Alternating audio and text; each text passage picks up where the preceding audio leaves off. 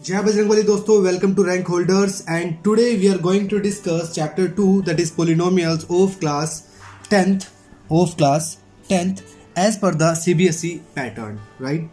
So before starting the chapter we should discuss the meaning of the name of the chapter, that is polynomials. So what is the meaning of the polynomials? Here poly stand for many, and nomials means basically we can say that terms. Okay, so many terms, इसका मतलब क्या है? many terms. तो polynomial एक ऐसा expression, एक ऐसा algebraic expression होता है जिसमें दो या दो से ज़्यादा टर्म्स होती हैं, ठीक है।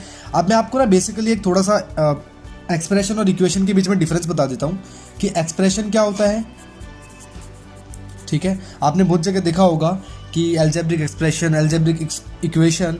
So what is the basic difference between expression and equation?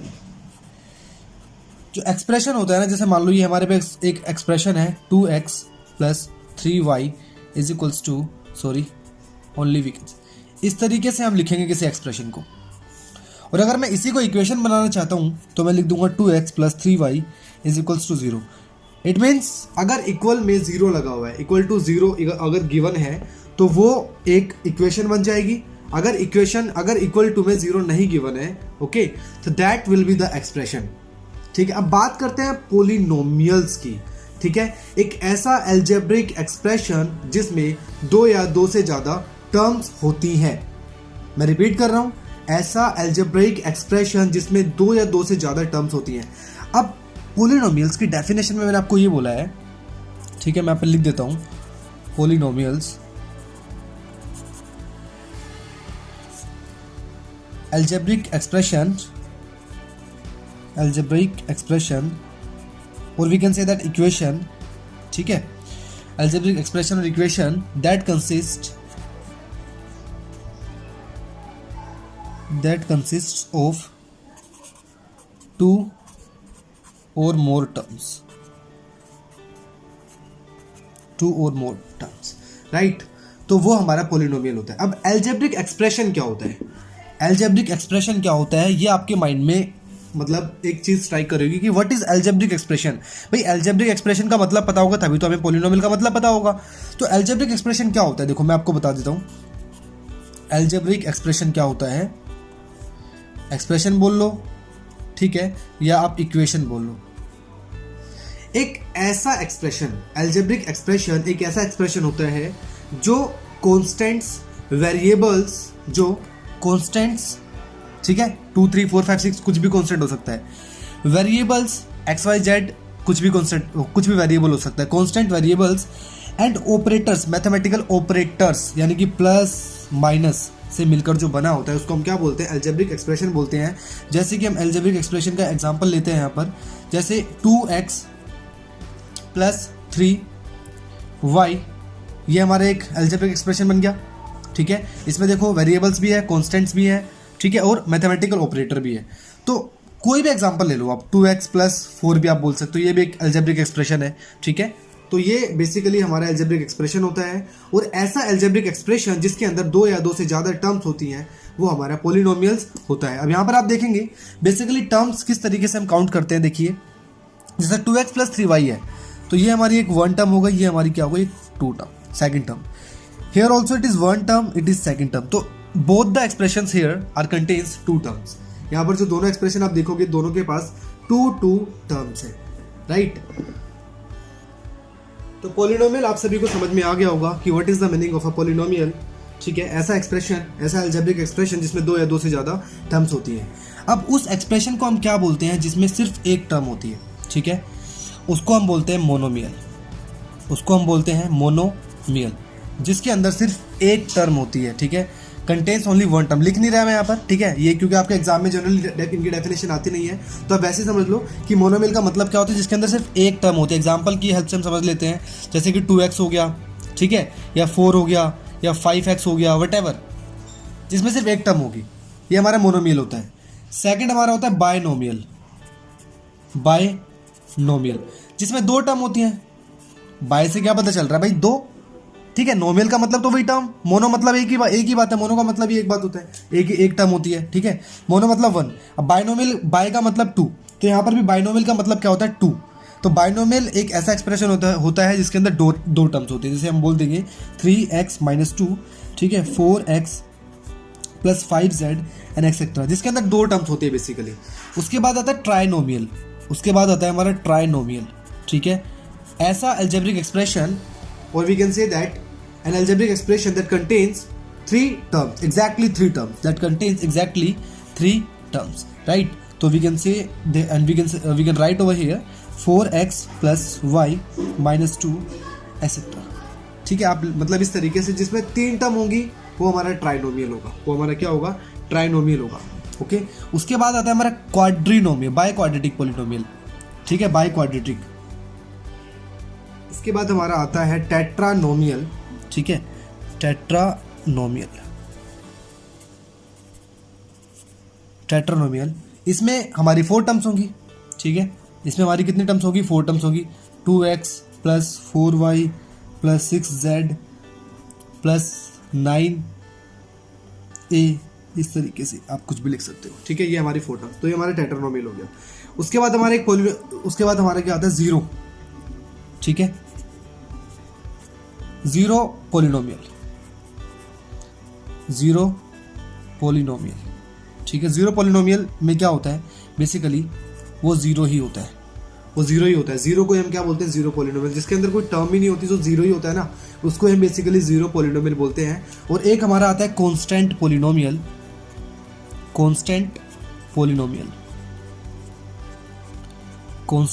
Polynomial, example हम लेते हैं इसका, जैसे कि एक 4 हो गया, जिसमें कोई वेरिएबल नहीं होता ना बेसिकली, वो हमारा कांस्टेंट। तो यहाँ पर अगर मैं देखूँ तो ये भी एक कांस्टेंट पॉलिनोमियल है, ठीक है, इसको हम बोल सकते हैं, ठीक है, जैसे 4 हो गया और ये 5 हो गया एक्सेट्रा, ये हमारा कांस्टेंट पॉलिनोमियल, जिसके अंदर कोई वेरिएबल नहीं होता, उसको हम कांस्टेंट पॉलिनोमियल बोलते हैं। ओके, तो ये हमारी टर्म्स थी। अब इसमें देखो, इसमें ना मोनोमियल को हम हमेशा मोनोमियल ही बोलेंगे, लेकिन बाकी की जो टर्म्स है ना, बाइनोमियल, ट्राइनोमियल, टेट्रानोमियल, उनको हम पॉलिनोमियल में बेसिकली काउंट करते हैं। पर जो मोनोमियल होता है उसको मोनोमियल ही बोलते हैं, मोनोमियल को हम पॉलिनोमियल नहीं बोल सकते, क्योंकि पॉलिनोमियल का मतलब ही क्या होता है, 2 और मोर टर्म्स, राइट। तो मोनोमियल को हम हमेशा मोनोमियल ही काउंट करेंगे, मोनोमियल को हम पॉलिनोमियल नहीं बोल सकते। I can say that binomial is a polynomial, trinomial is a polynomial, tetranomial is also a polynomial, right. अब आगे डिस्कस कर लेते हैं इस चैप्टर में जो मेन चीज आपको पढ़नी है ना, मैं आपको वो बता देता हूँ। इस चैप्टर के अंदर आपको क्या क्या पढ़ना है, इस चैप्टर के अंदर आपको एक पढ़ना है क्वाड्रेटिक पॉलिनोमियल, ठीक है, मैं तीनों आपको डिफाइन कर देता हूँ। लीनियर पॉलिनोमियल क्या होता है, ठीक है, लीनियर पॉलिनोमियल एक ऐसा पॉलिनोमियल होता है जिसमें डिग्री जो होती है ना, डिग्री वेरिएबल की वो 1 होती है, ठीक है। इन दिस पॉलिनोमियल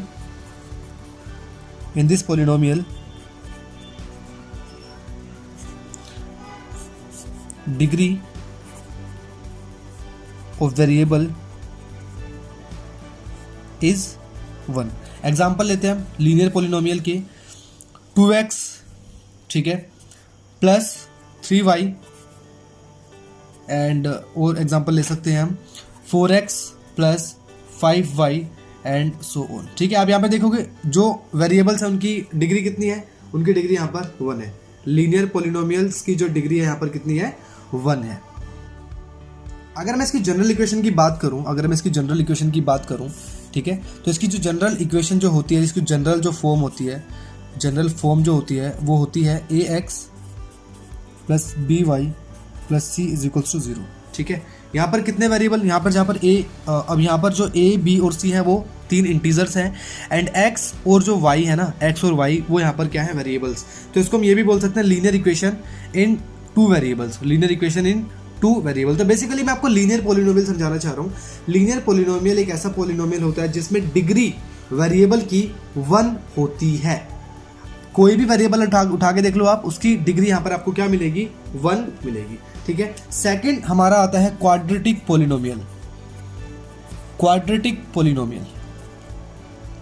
अब क्वाड्रेटिक पॉलिनोमियल क्या होता है, जैसे कि लीनियर पॉलिनोमियल में डिग्री हमारी 1 होती है ना, इसी तरीके से क्वाड्रेटिक पॉलिनोमियल में जो वेरिएबल है उसकी डिग्री कितनी होगी, उसकी डिग्री 2 होगी, ठीक है। वेरिएबल की डिग्री जो होगी ना 2 होगी, मैंने शॉर्ट फॉर्म में लिख दिया यहाँ पर, degree of the variable is 2, degree of variable, ठीक है। डायरेक्ट हम जनरल फॉर्म की बात करते हैं, क्वाड्रेटिक इक्वेशन की जो जनरल फॉर्म है डायरेक्ट उसकी हम बात करते हैं, ठीक है। वो क्या होती है, a x square plus b x plus c is equals to 0, where a b and c are integers. Integers a b c की वैल्यू कुछ भी हो सकती है, एक्स यहाँ पर क्या है, वेरिएबल है, तो आप देख सकते हो कि डिग्री जो है वेरिएबल की दैट इज 2 ओवर हियर, यहाँ पे 2 गिवन है वेरिएबल की जो डिग्री है, ठीक है। डिग्री का मतलब क्या होता है, हाईएस्ट पावर होता है, डिग्री का मतलब होता है हाईएस्ट पावर। आप यहाँ पर वेरिएबल चेक करो, यहाँ पर एक्स की पावर कितनी है, 1 है, यहाँ पर एक्स की पावर कितनी है, 2 है, ठीक है। तो बड़ी वाली पावर कितनी है, 2 ही है ना, हाईएस्ट पावर कितनी है, 2 है, तो डिग्री यहाँ पर कितनी है, 2 है, तो simply we can say that it is a quadratic polynomial. अगर मैं क्यूबिक पॉलिनोमियल की बात करूं, क्यूबिक पॉलिनोमियल, ठीक है, क्यूबिक पॉलिनोमियल की अगर बात की जाए तो क्यूबिक डायरेक्ट जनरल, इसमें डिग्री 3 होगी, इसमें डिग्री कितनी होगी, 3 होगी। जनरल फॉर्म की डायरेक्ट बात करते हैं, ठीक है। A x cube plus b x square plus c x plus D is equals to 0, जहां पर a b c D R integers, a B और सी क्या है यहाँ पर हमारे पास, इंटीजर्स है। डिग्री यहाँ पर कितनी होगी, 3 होगी। आप देखो हाईएस्ट पावर देखो, x इसकी पावर 1, इसकी पावर 2, इसकी पावर 3, x की पावर, तो वेरिएबल की हाईएस्ट पावर कितनी है भाई, 3 तो है, तो क्यूबिक पॉलिनोमियल हो जाएगा। उसके बाद आता है हमारा एक बाय क्वाड्रेटिक पॉलिनोमियल, ठीक है, बाय क्वाड्रेटिक पॉलिनोमियल, ठीक है। इसके अंदर जो डिग्री होती है वो कितनी होगी, 4 होगी। इसके अंदर जो डिग्री होगी वो कितनी होगी, 4 होगी। जो हाईएस्ट पावर जो वेरिएबल की होगी ना वो 4 होगी। इसकी जनरल फॉर्म मैं यहाँ पर आपको लिख के दिखा देता हूँ, a x 4 plus b x cube plus c x square plus d x plus e is equals to 0, ठीक है। जहाँ पर हम बोल सकते हैं a b c d e are integers, जहाँ पर a b c d and e are integers, ये हमारे पास क्या है, यहाँ पर इंटीजर्स हैं। तो जनरली अब हमारा जो टॉपिक है, जो चैप्टर है वो बिल्कुल स्टार्ट हो चुका है। क्वाड्रेटिक और क्यूबिक, बेसिकली हमें ये 2 पॉलिनोमियल अच्छे से पढ़ने हैं इस चैप्टर के अंदर as per the CBSE pattern. अगर मैं एनटीएससी की बात करूं या किसी कॉम्पिटिटिव एग्जाम की बात करूं तो उसकी वीडियोस मैं अलग से बनाऊंगा, ठीक है। उसकी वीडियोस में अलजेब्रा की जो पूरा टॉपिक जो होगा अलजेब्रा उसमें डिफाइन करेंगे, तो उसमें पॉलिनोमियल भी हमारे अलजेब्रा में आता है, तो ठीक है। तो जब अलजेब्रा डिस्कस करेंगे एनटीएससी या कॉम्पिटिटिव एग्जाम्स के टाइम पर, तो अच्छे से वहाँ पर मैं एक एक चीज़, मतलब वहाँ पे बाय क्वाड्रेटिक और ये जो बाय क्वाड्रेटिक और जो हायर लेवल के जो पॉलिनोमियल होते हैं वहाँ पर हम डिस्कस कर लेंगे। लेकिन as per the CBSE pattern we have to learn only quadratic and cubic polynomial, ठीक है। अब थोड़ा ज्योमेट्रिकल रिप्रेजेंटेशन की बात कर लेते हैं, ठीक है। ज्योमेट्रिकल रिप्रेजेंटेशन यानी कि ग्राफ, ठीक है। Graph of a linear polynomial, graph of a linear polynomial. एक लीनियर पॉलिनोमियल का ग्राफ किस तरीके का बनेगा मैं आपको बता देता हूं। हमेशा स्ट्रेट लाइन होगा, जो लीनियर पॉलिनोमियल होगा उसका ग्राफ हमेशा कैसा बनेगा, उसका ग्राफ हमेशा स्ट्रेट लाइन इस तरीके से, मतलब स्ट्रेट लाइन, चाहे ऐसे बनेगा या ऐसे बनेगा, किसी भी तरीके से हमेशा स्ट्रेट लाइन बनता है, ठीक है। अगर मैं क्वाड्रेटिक पॉलिनोमियल की बात करूं, graph of a quadratic polynomial, ठीक है। इसकी ज्योमेट्रिकल रिप्रेजेंटेशन की अगर बात की जाए कि क्वाड्रेटिक पॉलिनोमियल की अगर ग्राफ की हम बात करेंगे तो वो हमारे पास एक पैराबोला शेप का बनता है, यानी कि इस तरीके का बनेगा, ठीक है, या फिर इस तरीके से बनेगा। जैसे मैं आपको ग्राफ में समझा देता हूँ, ठीक है। या तो वो इस तरीके से बनेगा, कहीं पर भी बन सकता है, ठीक है, या फिर वो इस तरीके से कहीं पर लाइक दिस, वो इस तरीके से उसकी कहीं पर फॉर्मेशन होती है, ठीक है। ये क्वाड्रेटिक पॉलिनोमियल के ग्राफ की बात कर रहा हूँ मैं, ठीक है। मतलब पैराबोला शेप का बनेगा। मैं लिख देता हूँ यहाँ पर पैराबोला। और अगर क्यूबिक पॉलिनोमियल की बात की जाए ना, क्यूबिक पॉलिनोमियल, तो क्यूबिक पॉलिनोमियल का ग्राफ किस तरीके से बनता है, क्यूबिक पॉलिनोमियल का ग्राफ किस तरीके से बनेगा, ठीक है। या तो वो इस शेप का बनेगा, ठीक है, या तो वो इस शेप का बनेगा लाइक दिस, या वो इस तरीके से बनेगा, ठीक है। यानी कि इसमें कर्व जो होगा ना वो इस तरीके से 3 टाइम्स, मतलब पैराबोला में क्या था, देखो क्वाड्रेटिक में क्या था, इस तरीके से, मतलब वो एक ही टाइम ऐसे बैंड हो रहा था, लेकिन यहाँ पर आपको ना इस तरीके से 3 टाइम्स उसकी मतलब रोटेशन मिलेगी। क्यूबिक पॉलिनोमियल का जो ग्राफ होगा वो इस तरीके से, मतलब क्यूबिक पॉलिनोमियल का ग्राफ बनता है। तो ये तो हमारा ज्योमेट्रिकल रिप्रेजेंटेशन की जो है वो हमने बात कर ली यहाँ पर, ठीक है। तो ग्राफ के ऊपर बेस्ड ही जो हमारी एक्सरसाइज 2.1 है वो ग्राफ पर बेस्ड है, आप देख सकते हो यहाँ पर। 2.1 में आपको क्या बताना है, देखो बिल्कुल सिंपल से एक्सरसाइज है, इसमें कुछ करवाने की वाली बात नहीं है। The graph of y is equal to px, यानी कि इसका ग्राफ, अब देखो px पूछा है ना, y is equal to px, तो x पॉइंट पर जितनी टाइम्स कट हो रहा होगा उतने ही हमें क्या मिलेंगे, जीरोज मिलेंगे। तो आपको क्या बताना है, find the number of zeros of px in each case.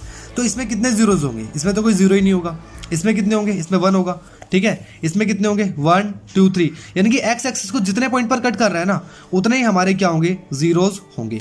यहाँ पर कितने जीरोज होंगे, 2 जीरोज होंगे। देखो यहाँ पर कितने जीरोज होंगे, 1 2 3 4, और यहाँ पर कितने जीरोज होंगे, 1 2 3, यहाँ पर 3 जीरोज होंगे, ठीक है। यहाँ पर 3 जीरोज होंगे। तो इस तरीके से ये 2.1 एक्सरसाइज थी हमारी, जिसमें कुछ भी नहीं करना। अब आगे हम स्टार्ट करते हैं एक्सरसाइज नंबर 2.2, एंड उसके लिए कुछ टॉपिक हमें पहले पढ़ना होगा, ठीक है।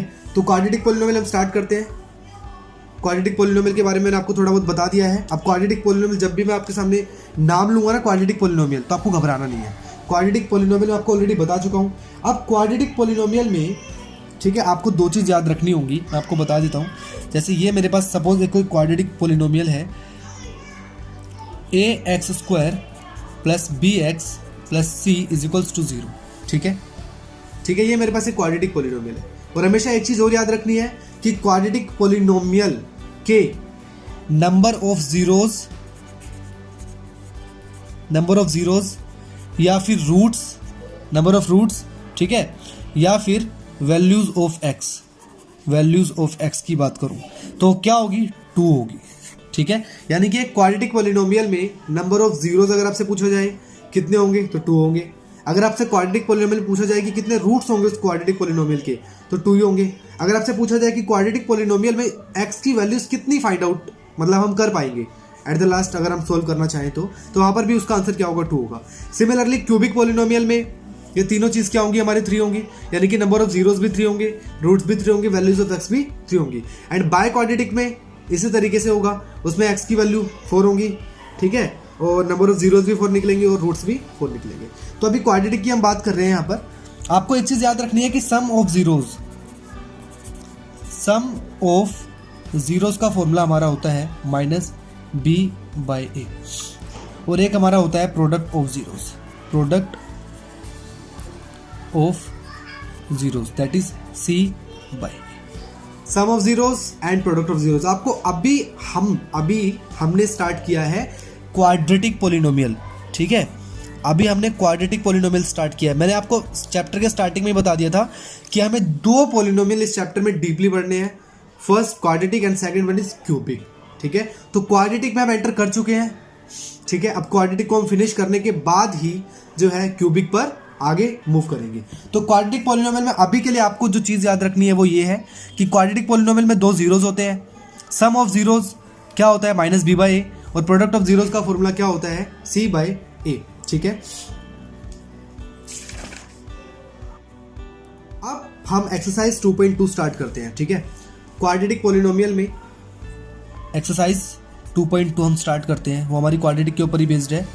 तो फर्स्ट क्वेश्चन इसमें गिवन है और फर्स्ट पार्ट उसका गिवन है। फर्स्ट क्वेश्चन में क्या गिवन है, find the zeros of the following quadratic polynomials and verify the relationship between the zeros and the coefficient.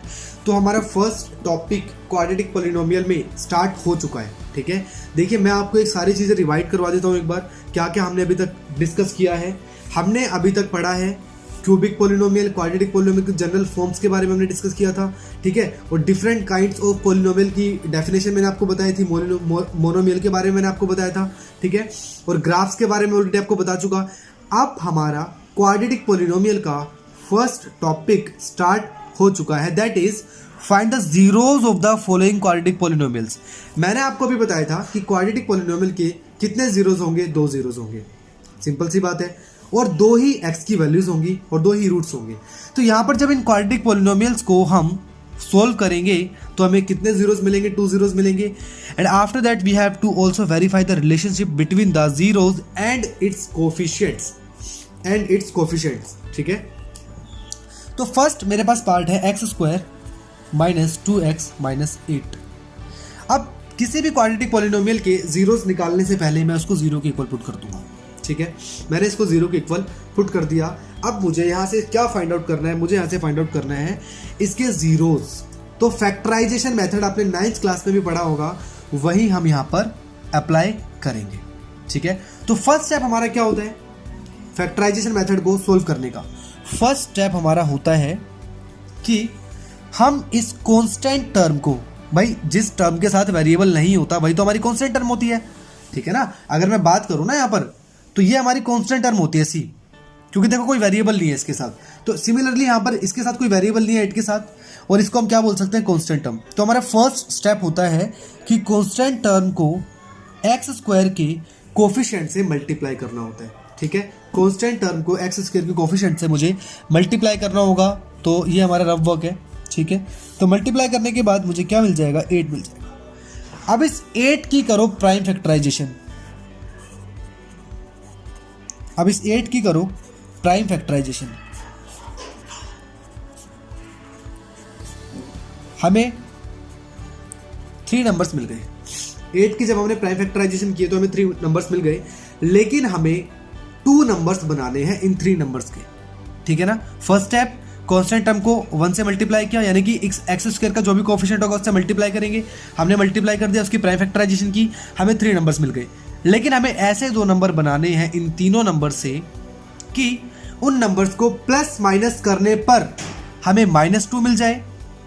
ठीक है, और मल्टीप्लाई करने पर तो सिंपल सी बात है 8 ही मिलेगा। तो प्लस माइनस करने पर हमें क्या मिल जाना चाहिए, 2 मिल जाना चाहिए। तो मैं इनको बोल सकता हूँ, मैं इनको बना सकता हूँ कि 2 and 2, 2 2 = 4 into 2। तो मैं यहाँ पर बोल सकता हूँ कि 4 and 2 की फॉर्म में मैं कन्वर्ट कर सकता हूँ इसको, क्योंकि जब मैं इसको स्प्लिट करूँगा ना, जब इसको मैं फैक्टराइज करूँगा एक्स स्क्वायर, तो मैं यहाँ पर लिख सकता हूँ 4x + 2x - 8 = 0। ठीक है, इस तरीके से मैं लिख सकता हूँ। 4 and 2 मैंने यहाँ पर बना लिया। तो जाहिर सी बात है अगर 4 में से 2 हम सब्ट्रैक्ट करेंगे then we will get 2। Sign का आपको बहुत ध्यान रखना है, यहाँ पर -2x है तो यहाँ पर -4x ग्रेटर, मतलब ग्रेटर नंबर के आगे हम माइनस का साइन लगाएंगे ताकि सोल्व होने पर हमें क्या मिल जाए, माइनस, मतलब यही जो नंबर है वही मिल जाए। अब हमें क्या करना होगा, इसमें से हमें कॉमन लेना होगा। ठीक है, दिस इंप्लाइज दैट इसमें से हमें क्या कॉमन लेना होगा, हमें x कॉमन लेना होगा। x कॉमन लेने के बाद अंदर क्या बचेगा, x - 4। यहाँ से भी हमें कुछ कॉमन लेना होगा। यहाँ से हमें क्या कॉमन लेना होगा, देखो यहाँ से हम कॉमन लेंगे 2 + 2 अगर हम यहाँ से कॉमन लेंगे तो हमें क्या बचेगा, x - 4 अंदर बचेगा = 0। एक चीज़ हमेशा याद रखना बच्चों, अगर ये दोनों टर्म अंदर की सेम होंगी तभी हमारा आंसर सही होगा, वरना हमने कहीं ना कहीं गड़बड़ कर दी। ठीक है, अब आप पूरा क्या करोगे, अब x - 4 कंप्लीट में से कॉमन ले लो। x - 4 जब आप बाहर कॉमन लोगे तो अंदर क्या बचेगा, x + 2 बचेगा = 0। And I can right this x - 4 is also equals to 0 and x + 2 is also equals to 0। सो यहाँ से x की वैल्यू कितनी निकल जाएगी, 4 निकल जाएगी, और यहाँ से x की वैल्यू निकल जाएगी -2। So therefore I can say that therefore zeros are 4 and -2।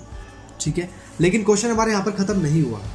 Question हमारे यहाँ पर खत्म नहीं हुआ है, हमें अभी इन जीरोस के बीच में रिलेशनशिप वेरीफाई करनी है। ठीक है, तो वो कैसे करेंगे, देखिए जीरोस हमने निकाल लिए। अब यहाँ पर 2 जीरोस लिख लेना, आप लेट कर लो, let alpha = 4 and beta = -2, beta = -2। ठीक है, 2 जीरोस है हमारे पास, एक को अल्फा मान लो, दूसरे को हमने क्या मान लिया, बीटा मान लिया। कंफ्यूज होने वाली बात नहीं, इसको अल्फा मान सकते हो, इसको बीटा, कुछ भी, इन दोनों में से किसी को भी अल्फा और किसी को भी बीटा आप लेट कर सकते हो। ठीक है, तो अब आप क्या करो, इन जीरोस का यूज करके सम ऑफ द जीरोस निकालो।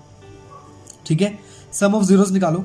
अगर आप वेरिफिकेशन कर रहे हैं, अब हम वेरिफिकेशन हम कर रहे हैं अब, तो वेरिफिकेशन किस तरीके से करेंगे, सम ऑफ जीरोस अगर आप निकालोगे तो कितना निकलेगा, सम ऑफ जीरोस निकलेगा हमारे पास 4 plus minus 2, that will be equal to 4 minus 2, 2।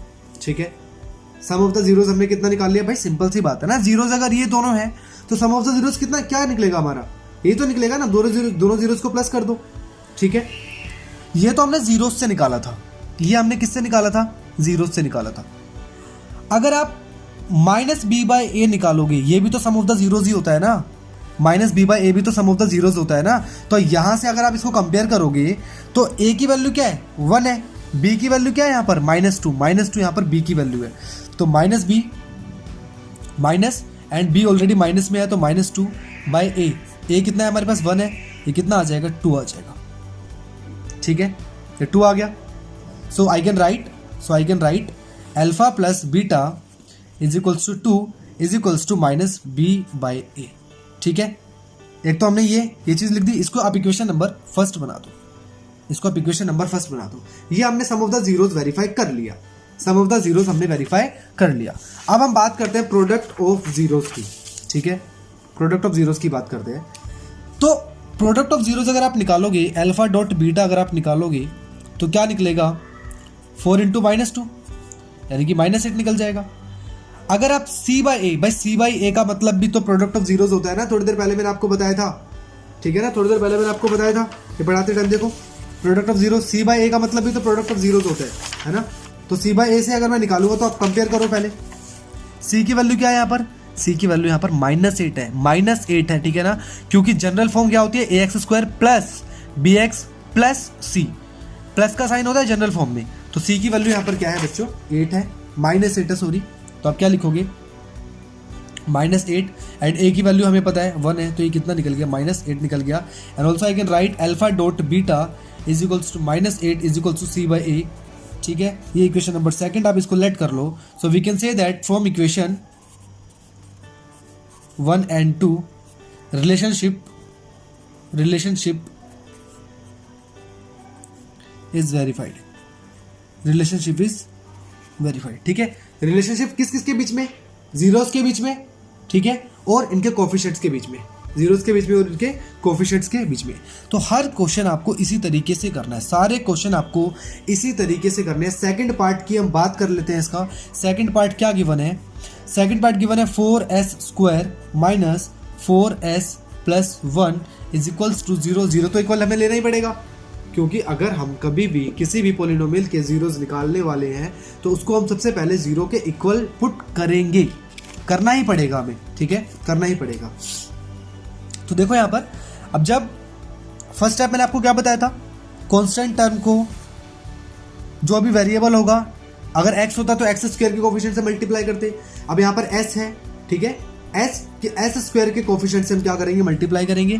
तो हमें क्या मिलेगा, ये हमारा रफ वर्क यहाँ पर, ठीक है, RW रफ वर्क।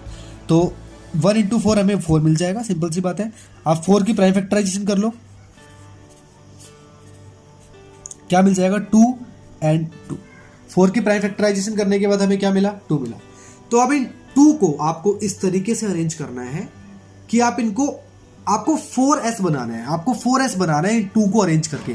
तो सिंपल सी बात है, आप किस तरीके से अरेंज करोगे, 4s² minus 2s minus 2s plus 1 is equal to 0। भाई -2s तभी तो हमारा -4s आएगा, है ना। अब कॉमन लेना है, नेक्स्ट स्टेप हमारा क्या है, अब इसमें से आपको कॉमन लेना है और इसमें से कॉमन लेना है। ठीक है, तो नेक्स्ट स्टेप हमारा आ जाएगा, जब आप कॉमन लोगे, जब इसमें से आप क्या कॉमन ले सकते हो, 2s, अंदर क्या बचेगा, 2s माइनस 1।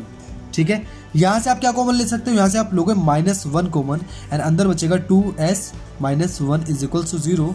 ये अंदर के दोनों सेम है बिल्कुल, इसका मतलब हम सही कर रहे हैं बिल्कुल क्वेश्चन। अब 2s माइनस 1 आप कॉमन ले सकते हो, अंदर आपका क्या बचेगा, 2s minus 1 is equal to 0 and from here I can see that 2s minus 1 is equal to 0 and 2s minus 1 is equals to 0. Both are equal to 0. So I can say that s will be equal to 1 by 2 and here also s is equals to 1 by 2. Therefore I can say that alpha is equal to 1 by 2 and beta is equals to 1 by 2. ये तो हमने 2 zeros निकाल लिए, ये तो हमने 2 zeros निकाल लिए। अब वेरिफिकेशन करते हैं, ठीक है। तो वेरिफिकेशन किस तरीके से करेंगे, मैंने आपको अभी बताया था। सबसे पहले आप सम ऑफ द जीरोस निकालो इन दोनों का यूज़ करके। भाई हाफ प्लस हाफ करोगे तो कितना मिल जाएगा, 1 मिल जाएगा। ठीक है, अब आप सम ऑफ द जीरोस निकालो माइनस बी बाई ए करके, क्योंकि दोनों का मतलब तो सम ऑफ द जीरोस ही होता है ना। तो बेसिकली ये दोनों इक्वल आने चाहिए। तो माइनस बी बाई ए, देखो माइनस, भाई बी क्या है यहाँ पर, बी तो ऑलरेडी -4 है ना, है ना। तो यहाँ पर बी ऑलरेडी -4 है, तो -4। भाई कंफ्यूज नहीं होना है, बी की वैल्यू ये इस तरीके से होता है। ठीक है, अब बी की वैल्यू तो ऑलरेडी माइनस में है और फॉर्मूले में तो माइनस हमारा होता ही होता है, अपॉन ए की वैल्यू यहाँ पर 4 है। आप इसको सोल्व करोगे तो आपको 1 मिल जाएगा। And I can say that alpha plus beta is equals to 1 is equals to minus b by a. This is equation number first. ठीक है, यहाँ पर कर लेते हैं हम। ये रफ वर्क नहीं है, याद ध्यान से सुन लेना, ये रफ वर्क नहीं है। ठीक है, अब आगे हम प्रोडक्ट ऑफ द जीरोस निकाल लेते हैं। Alpha dot beta that will be equal to 1/2 into 1/2 equal to 1/4। अगर आप सी बाई ए निकालोगे तो उसका मतलब भी तो प्रोडक्ट ऑफ जीरोस होता है ना। तो सी की वैल्यू आप इक्वेशन में देखोगे, सी की वैल्यू यहाँ पर 1 है और ए की वैल्यू कितनी है, 4 है। सी की वैल्यू यहाँ पर कितनी है, 1 है और ए की वैल्यू 4 है। देखो ये भी इक्वल आ गया। अल्फा डॉट बीटा, आप इसको सेकंड इक्वेशन बना दो तो आप बोल सकते हो from equation 1 and from both the equations, from equation first and second relationship is verified. ठीक है, तो ये आपको इस तरीके से इन सभी की रिलेशनशिप जो है वो वेरीफाई करनी है।